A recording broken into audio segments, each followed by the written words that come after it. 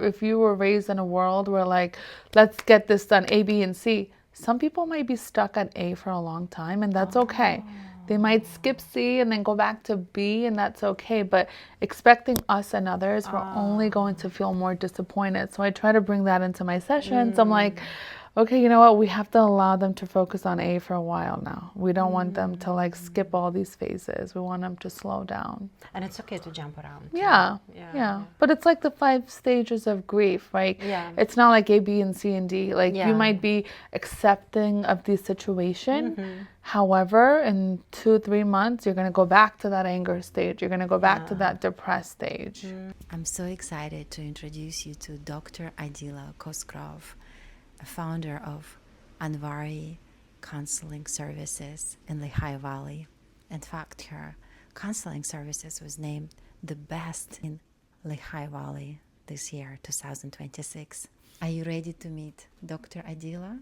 Well, join me right now. Adila, thank you so much for taking your time. You're welcome. Thanks for having me. Yeah, absolutely. What are we talking about today? You're my third one. So, but I forgot to send you questions. Yeah. So it's actually more fun. You're gonna just go with the flow. And I know you're a good speaker. We spoke a lot, and you always have something to say.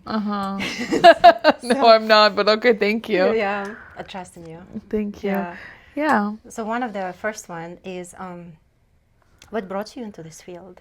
Yeah, so for me, what brought me into this field was I'm Afghan American, so I'm from Afghanistan, and I come from a world of war, and no one really believes in mental health. So for me, growing up, I was always the one people talked to for some reason. They were just able to like easily talk to me. And then after like I graduated high school, I don't know why, I just knew I wanted to be a therapist. So it was just the fact that people were able to connect with me easily. How did you even learn that such profession exists? I think it's being the second oldest and oldest daughter with immigrant household. You just like learn, like I think I was talking to you one day, like you just learn to pay bills at like 9 years old. You like learn to do all these things because your parents don't speak English. So I think just by doing all of that and learning all those skills, I was able to just, I don't know, be the family manager, aka a family therapist, and it kind of worked out. It worked out. Yeah. So you just decided to enroll into your bachelor's in psychology? Yeah. Yeah. And then... So I have a bachelor's in psychology, a master's in psychology, and a PhD in mental health counseling. Yeah. Wow, that's a lot of years. It's yeah. Cool.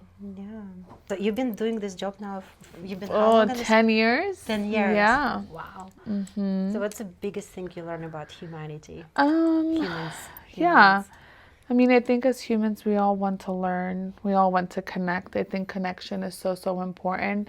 And a lot of the things that we do kind of comes, like our culture is ingrained in us. So who you try to be today, even if you don't want to be that, like people in your family, somehow those things kind of follow you, no matter how much you try to get rid of it.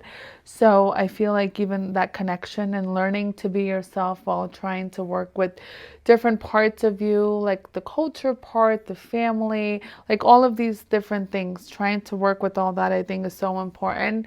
And it's funny, I was like telling someone, I was like, yeah, it's like you see your parents raise you and you're like, I don't want to raise my kids this way, or I don't want to do that. But it still follows you. It's like a part that you really need to focus on if you don't want to do that. Like you become like the person you may not want to become. Yeah. It's like, learned behavior. So like learning that even about myself, I'm like learning more about that too. I'm like, interesting. I never thought I would be doing this, and here I am. A connection, learning are some of the kind of essence of humans. Because you worked at this point probably with hundreds and hundreds of people. Yeah, probably, for sure. I used to work in inpatient hospitalization. I did psych evaluations in the emergency room, so I got to meet like a variety of people. And then I did outpatient therapy and out private practice for the past 6 years. And you so young. I mean, you look young. I'm not gonna ask how old are you, but I am in my 30s. Oh wow! Early. Just kidding. Just kidding. And you have children. Yes. So you did everything And it's like we spoke before, being an immigrant, right? You kind of learn how to do a lot. Yeah. For sure. Like you have to learn to kind of depend on yourself. If you don't have family members who have those experiences, like you have to learn those experiences yourself, for sure. So are you like the most ambitious person in your family? So I'm one of 6, and I think we all are driven in different ways. But I think as the second oldest, I felt like it was my role to make them proud or do all these things because my parents couldn't, and they put a lot of pressure on me. They did. Yeah. So how is it impacting your work, especially because similarly I've shared with you, I'm the oldest, well, it's only 2 of us, and that pressure even in my therapy room. So by the way, this series is called In the Therapist Room. So how does it impact your work? Like, do you expect yourself a lot? Oh, but you've been 10 years, you probably already learned how to harness that. Yeah. I think a lot of times I realize that I do better with external validation or like external motivation. So like if my mom says, like for example, after I got my master's, I took a year off and my mom was like, when are you going to go back for your PhD? And I was like, oh, I kept hearing her voice in the back of my mind. Like, when are you going to go back? When are you going to go back? So it kind of like motivated me more. I think sometimes like just being the second oldest, being the oldest daughter in my family, I realized that's how I like grew, is by just like getting that push from others to motivate me. But yeah, I think even just like with today, like I still have to ground myself because not everyone is like you. Learning that like your partner is not like you, your clients are not like you, even though you see so much. Like for example, one of my clients going through a breakup, and so when you're going through a breakup, like especially if you've had a long relationship, you might feel like that partner is like your world and now your whole world is broken. But for me, as I'm sitting across from my client, I see all the potential that she has, and I know that in like 6 months, if she continues to go with the breakup, I know that she's going to do amazing things. But codependent relationships are so difficult because you just cannot see past them. So you accept all the hurt and stuff. So sitting across, someone and like seeing that without them seeing it, I think is such a powerful tool as a therapist. Like, we're like, you know what? Yes, you have to go through these grieving stages, but once you're a step ahead, once you're another stage, you might be able to see things at a different lens. So yeah, I think as a clinician, it's like learning to slow down, which I had to learn myself, to hit the brakes. Take the brakes. Yeah. That's amazing. Take the breaks. Don't push hard. Know when to slow down. Know when it's okay to allow yourself to take a break. Right. Yeah, that's a big because not everyone's a problem solver. So if you were raised in a world where like, let's get this done, A, B, and C, some people might be stuck at A for a long time, and that's okay. They might skip C and then go back to B, and that's okay. But expecting us and others, we're only going to feel more disappointed. So I try to bring that into my sessions. I'm like, okay, you know what? We have to allow them to focus on A for a while now. We don't want them to like skip all these phases. We want them to slow down. And it's okay to jump around. Yeah. But it's like the 5 stages of grief, right? It's not like A, B, and C, and D. Like you might be accepting of the situation. However, in 2-3 months, you're going to go back to that anger stage. You're going to go back to that depressed stage. So then I get a little glimpse what it's like to be in the room with you as a client. So what do you think it is like for people to be in the room with you? I honestly try my best to I want my clients to walk in and I want them to just like feel like they're seeing a friend, but as in a professional level. Like, I'm not going to tell you what you want to hear if that's, I don't think it's powerful. I don't think it's helpful. But I want to guide my clients to see different perspectives. I want them to also look at things in a different lens, because again, like our brains are all wired differently.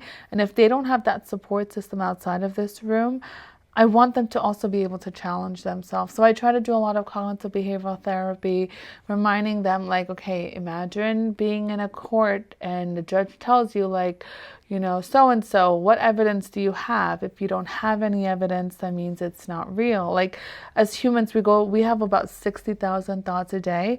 And if all we're thinking about is the negative thoughts, then of course it's going to be difficult. Yeah. So trying to help them gain the tools that once they leave my office, they're literally putting their thoughts on trial. So I love that. Yeah. What kind of therapy is that? CBT. Cognitive behavioral therapy. I just never heard of the concept putting your thoughts on a trial. I do not challenge it, but putting thoughts on a trial. Exactly. And like a judge, see if you have enough evidence. Yeah. That's such exactly. A cool way to, And that's one thing I would say throughout the first 5 years I did a lot of CBT, and I felt like it was so helpful because you see a therapist for 50 minutes, you leave, then you have to figure out the whole other week of what do I do? I'm not seeing my therapist. So this is a great way for them to okay, let me write it down. What, is there any evidence? No, it's a lie. Is there any evidence? No, it's a lie. Well, teaching them to do that on their own is super important. Yeah. So then the homework is a big part of your work? Yeah, so the homework is every time they have a negative thought, they have to track it, write it down, and then write down if there's any evidence for it. So this is kind of one of the biggest homework you assign usually. If they're going through negative thinking and stuff, for sure. But are you one of the therapists? Let's say with me, the homework is homework practice is a big part of. Yeah, I try to give homeworks, but honestly, sometimes I could see how life is so busy, we might forget. I just love honesty. My clients will come in and be like, I forgot to do the homework. And I'm like, it's okay. The fact that you're thinking about it that shows that you're doing some homework. It's still another way to look at it. Because in therapy, it's not like the homework you have to sit down, you do equation. It's just the homework literally is noticing. Exactly. Recognize, shift, recognize. And I'm like, it's okay. It's okay if you didn't do it. The fact that you were thinking about that, I'm sure that even impacted your behavior, or even if you didn't write it down. Yeah. Nice. A great way to look at that. So now about misconception in therapy. What do you think the biggest misconception people have about therapy? Well, I think it's hard because one thing I noticed myself as being in having a multicultural practice, being one myself, we come from a world where people don't believe in therapy, or there's still so much stigma. So a lot of people till today believe that if you go to therapy, you're crazy. There's something wrong with you. Yeah, many cultures, it's just because of the lack of education on mental health. You could go to a therapist just because they're not biased. They don't know what's going on. You could go for the little thing of decision making with career. You could go with friendships, because if you're talking to your parents or your siblings or close friends about a friendship, they're going to be biased. They're going to want to support you without really calling you out on some behavior. So therapy is for anything. It's not just I'm so depressed, I need to go see someone. So I think still till today in 2026, there's so much stigma that aligns. And so for me, my PhD focused on mental health counseling with African American women. And one thing I've noticed is even though these women and my participants in my study have been here their whole lives, some were born here, they still struggled with being able to be honest about their mental health because of the stigma of oh, you must be crazy, you're going to therapy. It's just not normalized in many cultures. And I've noticed that, with even African Americans, a lot of times it's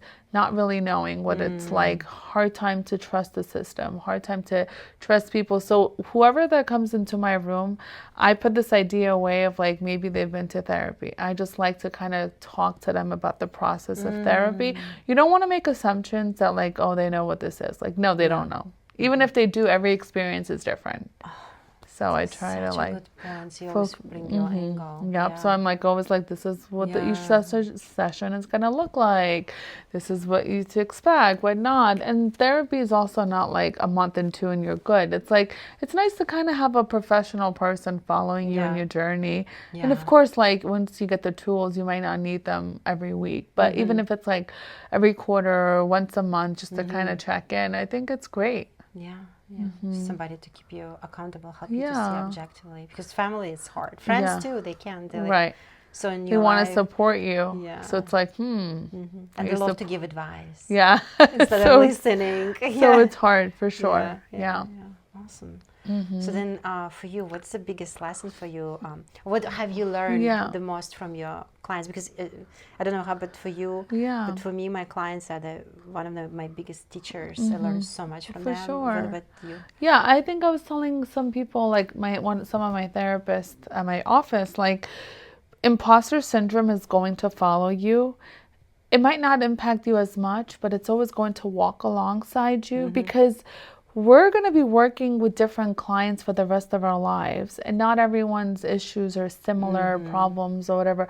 It's not always similar. So I always try to like remind myself it's such a learning thing. Like you said, like you're always learning from your clients, and same for me. I feel like anyone walks in, it's a whole different thing. So the real studying, the real work starts after you graduate is one thing I've learned. Like in the past 10 years, 6 years I've worked in private practice, I have done so much homework, so many trainings. I'm EMDR certified, I'm TF-CBT certified. Like I had to do all these things on my own because these are the things that are not really taught in school. So I would say like, if you're newly graduating, just know that the real work starts after you start your career, after you start working in therapy. Because then you're like you're meeting all these different people. You have to learn how to like work with everyone individually. And not every client is going to be the same. So I would say it's a lot of work of just trying to learn how to work with your clients. Supervision is so important. Having network of colleagues who you can talk to. But I would say the learning never truly stops. No. What's one of the biggest lessons your clients teach you about yourself? I think patience. I love feedback. So I love because that's how we're going to learn. I've been working with same clients for a while now, and I love them if there's something I'm doing wrong. Not that I'm doing wrong, but like I like being challenged, so I love the challenge with the clients. But I think just for me, it's like patience, like learning that like I'm here, but I'm at A with their treatment, and I'm like probably at K or L, and they might still be stuck at E. They might take them a long time. So like kind of learning to be patient and meet them where they are is something that's always a lesson, because it's like you have to be very patient. Everyone's very different.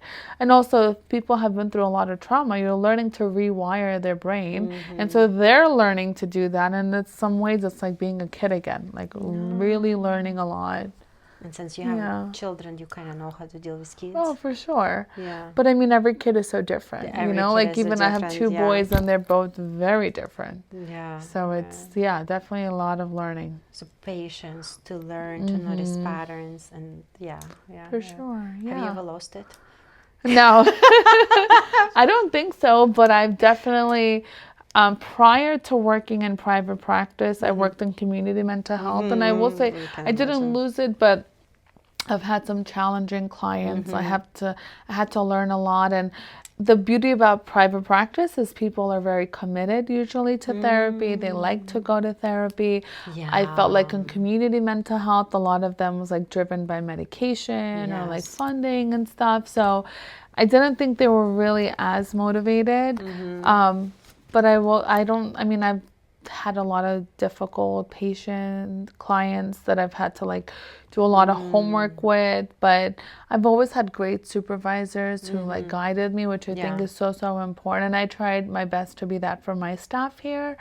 But not lose it, but definitely learn a lot for sure. Did you ever have, especially when you start, I remember if you have somebody who comes in, new clients, and they're so overwhelmed, they cry. And I remember I worked in the clinic, you still have to do your intake. And I'm like, I hear you, but I need to do intake. And they like, then drop. Now I learn how to, seems like you're overwhelmed, let's ground you. What does it look like for you when somebody comes? We do have a lot of clients who sometimes, again, have never been to therapy. So they come and they just like vomit. They just tell you everything. And if that's what they need in that moment, I do try to like give them that space. Like, you know what? This is a law. Let's talk about it. It's just like they're just like dumping all these things. And then what I try to do is like, all right, as they're talking, talking, I'm still gaining information. So I still try to grab onto what they say and note that, and then go back to it. Like, hey, last week when you came, there were so many things you talked about. I've noticed A, B, and C, and then let's talk about these things. And then it kind of help them regulate or like help them also see that we're listening. Like, just because they might leave here and be like, oh my gosh, like I went to that session and I vomited and I don't even know I talked about everything. But like those things are important, you know? So I try to like, you know, hold on to that as well as like, it's a growth. Like the fact that you came and saw a total stranger and talked about the most random things. You know? So the things really bother you. Yeah, it takes a lot of courage to do that. Yeah. For sure.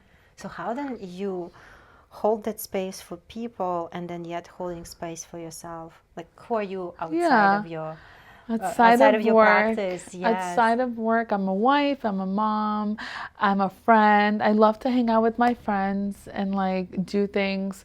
I'm not the best with self-care. I'm still working on it. So I'm trying to, you know, I think even as clinicians, we're not all perfect. We're all a walking story. So something I need to work on really this summer is my own self-care. But I think outside, my focus is really focused on my family, my siblings, my husband and my kids, and trying to be a good mom. You know, it's like we come to therapy and we're working with all these parents, but then I'm like, okay, when I'm done, like I put my job aside and I shift it to my family. So I would say my family, because I'm very close with them. Your family. Yeah. So what recharges you? How do you kind of, especially if you have those hard I try to work out daily, like go for walks, even if I'm not working out, but I like to go for walks. Chatting with my friends makes me so happy. I'm always like texting them, sending them memes and like funny things.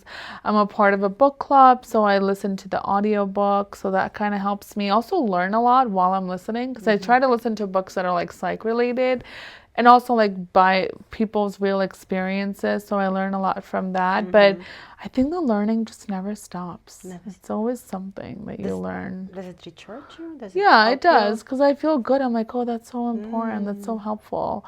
So I do a lot of that. Nice.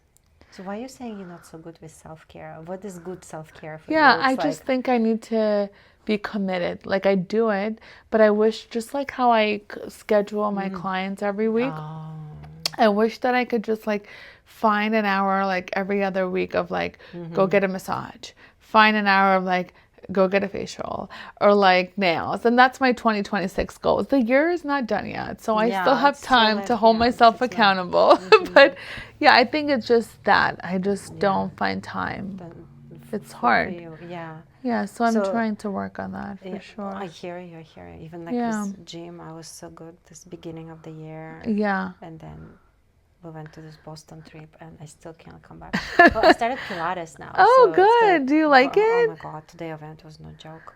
Oh, I can't even imagine. That's so much fun. So I'm going at 8 a.m. on this Saturday. My sister has a client. She's Pilates instructor. I just met her before I came here. So 8 a.m. next to some pool, so cute area. Oh, that's so nice. I love that. You're making time for yourself. 8 a.m. is early too. Yeah, on Saturday. Can do it. And then I have 8 a.m. on Sunday. Oh, 2 days in a row. 2 days in a row. Wow. Because I really want to, like what you said, schedule the time.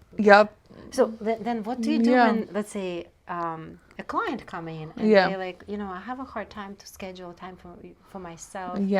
How do you go around that? What do you Well, I remember like she's not me or I'm not that client, so I try to like separate that because again, I'm working on that personally, so like I'm trying my best to hold myself accountable, and I understand that change doesn't happen overnight.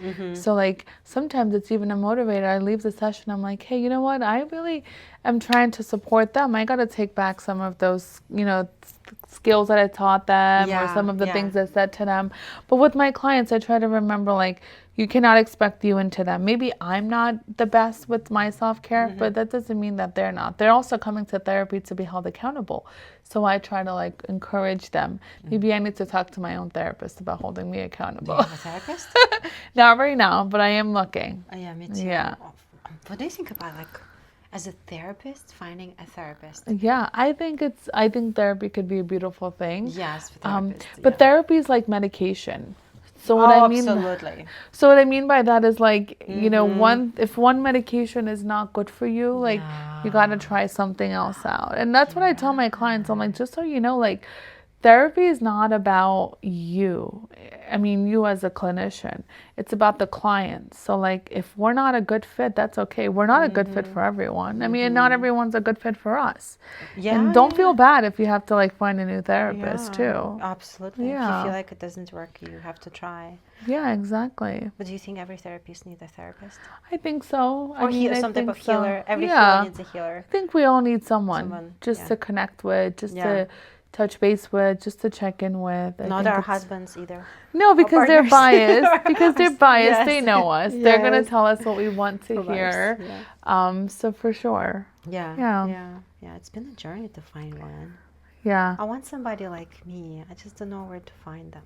But opposites attract. So how are you as a therapist that you're searching for someone like you? Yeah, like that's why I have a coach now. That's why working for me. I like that we have that goals. Let's see how we work. Let's see different techniques that can help you do that. So very, very practical. This is the same way I'm with my clients. So I've been looking for somebody like that. So I found a coach actually. So it doesn't have to be maybe sometimes a therapist. Right. But Gotcha. Okay. So yeah. I love your answers. I'm just looking I want to get you a tricky question. Oh, okay. What do you think would surprise people if they lived your life for a day? They would probably lose their mind. And the reason why I'm saying that is because I have 2 toddlers under the age of 4. I also have a group practice with 17 clinicians. I only have an admin that works 4 hours. So I handle everything. I wear all the hats. If you're calling my office, you're talking to me probably. If you're emailing, you're probably talking to me. If you come to the office and the office looks clean, it's probably me who cleans. So learning all these hats that I wear is so crazy. But I think you would probably tell me to like give away some of my tasks, or because I mean it's also like teaching you that even your therapist is not perfect. We all go through something. Humans. We all are humans. We're all learning to like let go of some of that control, give away some of that workload. And so I think that's what I'm working on. Whenever like one of my therapists here will be like, who answered the email? Was it you or someone else? I'm like, nope, it was me. And they're like, Adila, give away some tasks. I'm like, I know, I will. Okay, so I need to work a little bit on controlling stuff.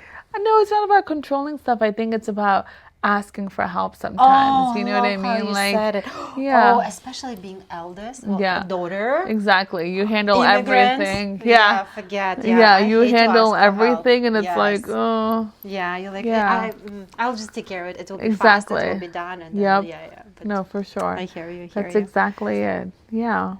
So, what still surprises you about humans? I think we're interesting creatures. I think even with humans, I think we're all, at the end of the day, a walking story. We all have our own problems. We all are going through stuff, and we're all trying our best, So I think that's really it. I just feel like as humans, we're all trying. I mean, we live in a very difficult world, and change can be hard for many, especially different generations or older generations. We're dealing with social media, which wasn't as common while we were in school. Now it's like you have access to everything. So I think technology, AI, there's just so many changes in the world that we're all trying to understand and navigate. So what do you think if, like, let's say an alien dropped by and they were like, I don't know what it's like to be human, but let me try for a day to be a human. What do you think, like, the biggest challenge they may experience? Yeah, I mean, that's a good question. I think just being humans, because I don't know how aliens handle their thoughts or emotions or behaviors. Well, let's say, when I say alien, is like clean slate being that doesn't know what it's like to be here as a human. Maybe not only challenges, maybe some fun stuff to may experience. But what do you think, like, some of the, because you've been in learning about human psychology now for a while, what do you think like would be the most prominent thing? They'll be like, oh shit. Yeah. No Well, I guess wonder. the question is like, do they care? Do they have feelings to care as much as we do as humans? Or will they just come and eat all of our food and do all these fun activities? You know like what do I mean? psychoanalysis right now. I'm just like saying hypothetically. Yeah. Okay. Let's don't forget about alien. Let's see a little child. Yes. Who's just a child. Yes. And now remember this movie when they had to switch the places? And for one, I forgot the name of it. Anyway, there's this movie where the daughter and mother switched the places. Oh, yes. And then the daughter became an adult for a day. So when I say human, I refer to adult human. Although children, like you have kids, they have such an array of emotions. Yeah, like for being a sure. human is like Being such an it's so emotional thing. hard. Yeah, I know it's so hard. And I think sometimes it's hard to like imagine what it's like to be in someone else's foot. Yes. You know, and I think that kind of goes back to like we're all a walking story. Every person that's walking has some challenges. So just learning to be kind and understanding is super important. Yeah. So what is like for you about you when you have fun? What makes you, what kind of, what do you like? I think for me, it's just, I like to travel. I like to, when I laugh, if you're my close friend, you know how I laugh when I laugh. It is just all of me, not just like my mouth, but it's just like all of it. And I make funny noises and I hit. And you too. I'm like, so funny. I know, But I experienced that. I was traumatized. So I would say just like being myself, being like, it's so nice to hang out with people where you don't have to have like these extra like being cautious and stuff. So like just being with people I connect with is so important to me. Just being around people I love and having a good time regardless of what we're doing. I mean, we could sit at a coffee shop and just like talk, and when I'm feeling that connection, it's so easy for me to just be myself for sure. But what do you think about these days? Like speaking, and I'm curious how you experience it. Like people these days, well, some who learn how to recognize, oh, that triggered me. Like remember that when I texted you, I'm like, oh, it triggered me, and you're like, well, I'm comfortable with you. What the heck? And I was like, I'm comfortable, but it triggered me. And how do you like? I'm just, because it happens more and more. A lot of people know their standards, their boundaries. Right. But I think that's also so important for someone to like tell you like, hey, something like that triggered me. It's not easy for people to even say that out loud. So like, even know what happened. Right. Exactly. Like and sometimes you don't even need to know what triggered them or anything like that.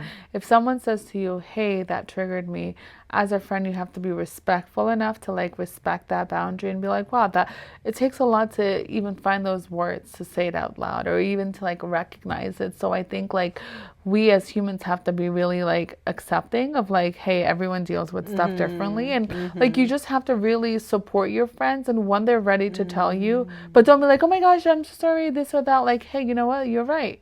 I will work on that. I think taking accountability is super important. Accountability, that's another thing. Yeah, for sure. So what do you hope for humanity? Like after hearing so many stories. I just hope that we could all be kind to each other. I think we're all struggling in our own ways, and being able to like reach out to our friends and family to support them, and just also making time for ourselves, charging our own batteries. Like we cannot take care of ourselves if we cannot take care of others if we're not taking care of ourselves. So just be kind is all I have for humanity. If we're all kind, there's no reason someone's going to come after you. If you're just kind. Yes. Okay. So if for a day, another one of those tricky questions. If for a day you had to step out of your life, not die, but like just hypothetically. What would you miss the most about your life and yourself? I would miss my kids. I would miss my job. I literally have a job that I love so much, so I will truly miss it. And I will like miss my friends. I think I would just like miss everything, because I think I will just miss the life I have, and just saying that out loud makes me be so be so grateful for what I have, for sure. But you know, I've worked so hard to get the life that I have, and I work so hard not just with my relationships but for myself, to work on myself every single day. to work at, my office, I try to like have a work setting where everyone's feeling safe and healthy, and I hope they feel that way. And even at home, like relationships is not easy to work on, just friendships, marriage, whatever. So every single day I've worked so hard. I don't want to get rid of them. I want to be able to enjoy them more. Yeah. So I think I'll miss my life. I'll miss my life. You miss my life? Yeah. What you wouldn't miss about maybe the chaos. I think sometimes slowing down, being in the moment is super, super important, and I have to practice more of that. Yeah. So you like this angle? Yeah. Oh, so much better. Sorry, my neck. Yes. You're so funny. Okay, so a few more questions. Yes. Okay. When in your life have you felt most... My handwriting, like, if I die, like, nobody would understand. Good. I mean, you should write all your passwords. I'm probably never going to understand. I myself wouldn't understand them. When in your life have you felt most at home within yourself? Tricky question. I like that question. When do I feel at home? I usually ask it my clients to better so that they can know they have I feel like I feel at home like when around 8:30, 9 o'clock. When I'm settling down for the day and I know like the day was good, or even if it's stressful. I mean, not every day is supposed to be good. We're, as humans, we're allowed to have stressful days, but I would say around 8:30, 9 o'clock is when I like go relax, chill with myself, go on my phone, watch like videos and stuff. So I think I feel more at home because I don't have to like stress about work or anything like that. Once I turn off my laptop, work is done. My kids are asleep, so then I could just like relax. So I think I feel most at home every night when I'm charging my battery and just relaxing. Yeah. Nice. Sounds so relaxing. Yeah. Do you have like a tea or? No, not tea. I literally just like get in my PJs, do my skincare, lay in bed and just scroll. Even just like mindlessly scrolling is so much fun because you could find some videos that like make you laugh and stuff. So I think that for me is relaxing. So you think scrolling is okay? It depends on what kind of stuff you're watching. Yeah. Obviously, if you're watching like really sad, depressing things, that's not okay. For me, I like to watch comedy. I like to like watch different comedians talk or like just watch those videos because then I'm like laughing, so I'm enjoying it. So I don't think there's anything wrong with that. But if something comes up and it's like very depressing, I'll just like scroll up. Because I mean, I don't mind watching that stuff, but I don't want to watch it at that time when I'm trying to like wire my brain to relax and go to bed. Yeah. But I try to limit myself. So like if I'm not on that, then I'll read a book or something. But every night I need to like have that me time. Yeah. Yeah, I love that. Me time. Me time looks different for everyone. Everybody. Yeah, for sure. Yeah. For me lately, it's my cats. Yeah, you're definitely a cat mom. Yeah, oh my God. The mommy, I have mom cat and 4 kittens. And mom lately been meowing at night because she needs been neutered or sprayed. Yeah. Except anyway. So I sleep like 3-4 hours a night. So kind of have a preview what it's like to be a mom. And I don't know. Yeah, it's how really you guys hard. did it. It's hard. My sister was like, you see why people have postpartum? I'm like, yeah. Because yesterday, if you saw me yesterday, I was like zombie. She was like, what's wrong? I'm like, I slept maybe 3 hours because they kept me awake. Oh, wow. Yeah, no, for sure. Especially because some of them might need to get fixed. And before they get fixed, they're really bad. Yeah, I remember I had a cat. I had a cat, yeah. My resident cat, she's all fixed. My fosters, they all need to be, and they're going to wear all this cone of shame. That's going to be fun. Yeah, for sure. That's hard. Yeah. So, so your home this, everybody's different. But I like that my time when I just don't need to do anything for anybody. No responsibilities. Yes. Just focus. Just focus. Yeah. Oh, missed that. Honestly, I haven't had that before. So can you, what is the question you wish people ask you more often? Like you can look at it as a clinician, you can look at it as a human. Yeah. I would say as a human, as I mentioned earlier, I'm like the manager of the family, like my siblings and my parents. Everyone reaches out to me for support. I support them. Sometimes I just wish people could be like, how are you? Because I'm always the one saying, how are you? How's your day? Even with all my clients. But my clients are so kind. They always say, like, how was your week? And it's kind of shifted back on them because the session's not about me, it's about them. But I think, like, just checking in, just like, how are you? How's your day? Like, even the problem solvers need a problem solver. Or, like, need a solution, I guess, or some way to look at that. But I think just, like, kind of maybe with family, just more like, another thing I've noticed, too, I come from a world where, like, they show their love in different ways. So, like, if someone's proud of you, they don't tell you, but they tell so-and-so, I'm so proud of you. And over the weekend, I was just telling my aunt, I was like, oh my gosh, my husband's family, like, we were on this trip and everyone was so kind to me. They were like, all like, I barely see these people. And they're all like, oh my gosh, I've noticed the growth with your business, with yourself and the kids. I'm so proud of you. They're my in-laws, but I don't see them as much. Maybe once a year I see some of them. And I was like, I wish like my own family did that more. But my parents do, my siblings do, but I'm like, my relatives, they don't really do that. And it's not their fault. I think they just come from a world where we just don't really say it to them. Maybe we might say it to everyone else but them. And I was like, this is so important. Like, for me as a clinician, I'm proud of myself. I know myself.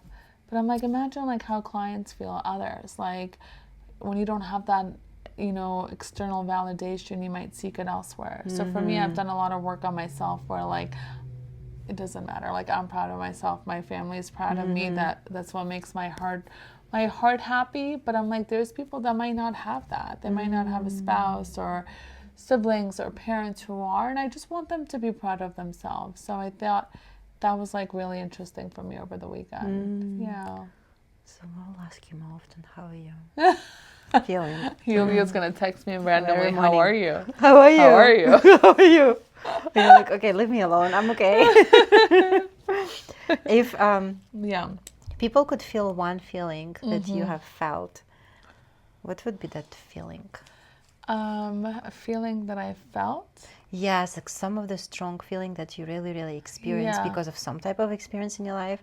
I think one feeling would be grief. So I've shared with you, my brother passed away 5 years ago. And so that grief, I've learned to like live with that grief always following me, because it's just an important part of my life. And I always tell people, like, if anyone has been through grief, just know that you don't want that pain to go away, because that pain reminds you of them. So I would say, like, if anyone's going through grief, definitely understands what I'm coming from. But like, I always tell people, like, we don't want grief to go away. Like, we want that pain to follow us forever, because that means that person is following us. I forgot his name, but like the guy who is in the Spider-Man movie, he mentioned like his mom passing away, and like grief is basically having so much love with nowhere to go. And so for me, I'm like, I have so much love for my brother. He's been gone for almost 5 years. But for me, I'm always thinking, like, I never want this pain to go away. I want the pain to follow me for the rest of my life, because it'll keep his memories so alive for me. So if anything, I would say something people may not experience or know about me is that grief that always follows me in everything I do. Wow. That is so deep. Thank you for sharing. Yeah, I love that angle. Grief. Yeah, like any feeling, it's there to tell you actually what matters. Yeah. And grief tells you, hey, this person really mattered to me. Yeah, for sure. That's beautiful. So I would say that grief. Yeah. Yeah. It's a good pain. Good pain. Wow. Yeah. Never heard that grief, good pain. Thank you for the perspective. Yeah, of course. What do you know from living your life that someone else couldn't learn from a book? Like, I don't know. I mean, I think I think we talked from the beginning of this, it's like a very multicultural lens. Understanding that I'm, in my life, my husband's Italian and Irish. I'm fully Afghan. I'm from Afghanistan. So like, every day my husband and I are learning about each other, and just like the cultures, and trying to incorporate that and trying to teach our children that. Things are viewed so differently. So every day is like a challenge. I'm teaching my husband all these things that I want my children to also learn and know. So I think really is just that lens of like two different worlds coming together it's not just love. It's not that easy. It's like a forever thing. You're always teaching your children this or that. You're always learning about yourself, learning about them. So, yeah, I would just say that lens. That lens. Like the cultural lens. Yeah, that's so unique. Yeah, you hard to. Yeah, maybe you write your book one day. Somebody. So I think maybe people writing the books, right? Yeah, I mean, it's definitely hard because I think in the beginning when people are in love, they get married. Yeah. The real marriage starts when you're living together and you're teaching each other, especially if culture is important to you or like upbringing and stuff is important to you. You want to incorporate that in your children's lives. So I think every day is like a learning. For sure. Learning. Yeah, we're going back to learning. Yes. What are you still? Yeah, never stop. What are you still letting go of? What am I what? Still letting go. If there's. I think I'm letting go of certain parts of me. Like, I think as humans, I know we went to the training. And we learn about like different parts of us, having different parts of us means like having multiple personality disorder. I think kind of going back to learning, like I am learning so much about myself and I'm learning to like be more patient with myself, be more calm with myself and learning to like let go of expectations of what people have of me. And just like really working on myself truly, but I'm learning to let go of like maybe different anger, maybe resentment and all these things that are out of my control because all I could do is work on myself. I can't work on anyone else. So, but I think as humans it's like, in a way it's like cleansing yourself. Yes. Like there's every day we have to learn to let go of things or else we're just going to be this angry person. Yeah. Or the rest. I like the comparison to the cluttered closet. Yeah. Hoarding. Exactly. The I don't want to have all these emotions follow me. Yeah. There's too much in life that we need to stop, slow, enjoy rather than focusing on things that are not within our control. Yeah. Sure. Almost like training yourself to be again joyful, happy, because the brain tend to, if we stress a lot, pay attention to things that's not working. So then obviously we grab so we can hide, and then we're like in the hoarder of our own thoughts that no longer serve us. Yeah, definitely. Cool, okay, the last one, and we can round up everything. Yes. I have two angles for the same question, and when I was talking to Dr. Liz, the question came up. Have you met yourself lately? Have I met myself lately? Who is this That's person? Such a good question. Yes. No, but I would love to meet myself from someone else's perspective. I think that would be. No, I don't know. That's so hard to answer. Have I met myself lately? I've met myself. I think I've met myself in moments where there's silence and quiet, where it's just me and me. I've met myself like understanding like what I enjoy, what I like. I've met myself when I'm happy, when I'm like having fun, because that's just like who I want to be, like just having a great time. But I've met myself in many. Like, I've seen how I have been when I'm angry. I've seen how I am when I'm laughing and dancing and enjoying all that. So, I've met a lot of sides of myself, I think. I love that. Yeah. You met your many sides. Yeah, for sure. So then the last and final, and that's the name actually of my podcast, I almost renamed it. You made what it's like to be you, if somebody could just experience what it's like to be Adila. For me, I'm a protector. I love, like, if my friends tell me something about them, I like to be protective of them. I'm very protective as a mom, as a wife, as a friend, as a sister, as everything. I'm a protector. So, like, those who I love, I always protect them, and I always have their back. So I would say that. What else? I think I'm pretty funny sometimes. I was going to say that's the next one. I was like, you're so funny. And I try to be very personable. I like enjoy making friends and connecting. I think connection is so, so important to me, especially because I'm one of 6. So I've lived in a loud house my whole life, and not loud as in yelling or screaming, but just like loud as so many people around. Yeah. And so I enjoy that even now as an adult. I sometimes silence is not the best. So I do enjoy like having friends and family over, and I love hosting and planning. I am the planner. My friends will say I'm the one that always reaches out, and I'm like, who's free? I'm free. Who's free? Let's talk. So yeah. Awesome. Okay. Yeah, So thank you. protective human who likes to have fun and loves connection. Yes. Not to summarize and invalidate everything you said, Right. but in a nutshell. Yes. One of the some of the. For sure. Awesome. And do you want to say quickly about your practice? So you have Yes. Anwari Counseling. Yeah, so I own Anwari Counseling Services. We're located in Bethlehem. There's about 17 of us here. We all specialize in different things. So we work with clients 5 and up. We do a lot of family, couples therapy, individual therapy, trauma therapy.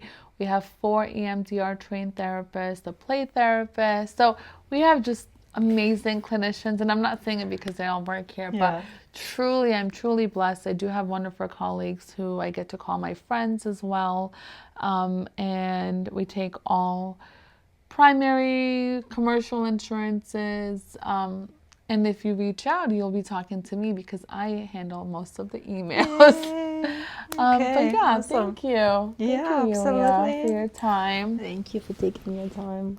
So now we have just one fun thing.